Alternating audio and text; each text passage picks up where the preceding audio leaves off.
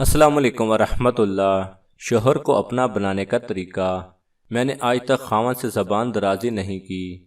وہ دنیا کی سب سے بری ترین بات بھی کہہ جائے تو میں دل ہی دل میں خود کو بتاتی رہتی ہوں کہ کوئی بات نہیں، کہہ لینے دو، میں سن سکتی ہوں، اور میرے اللہ نے مجھے مضبوط بنایا ہے۔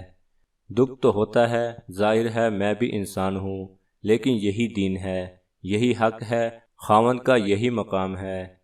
آپ صلی اللہ علیہ وسلم کے پاس ایک عورت تشریف لائی اور پوچھنے لگی میری شادی ہونے والی ہے، مجھے نصیحت فرمائیے کہ میرے خاوند کا مجھ پر کیا حق ہے۔ مفہوم: آپ صلی اللہ علیہ وسلم نے فرمایا تیرے خاوند کے سارے جسم میں پیپ پڑ جائے اور تو اپنی زبان سے چاٹ چاٹ کر صاف کرے، تب بھی تو نے اپنے خاوند کا حق ادا نہیں کیا۔ اللہ اکبر! اتنا بڑا مرتبہ ہے اور عزت ہے، خود کو اللہ کے قریب کیجئے، اپنے صبر سے نفس کو ذلیل کرنا ہی دین ہے۔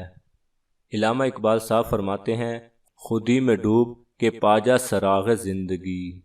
جزاک اللہ خیرہ۔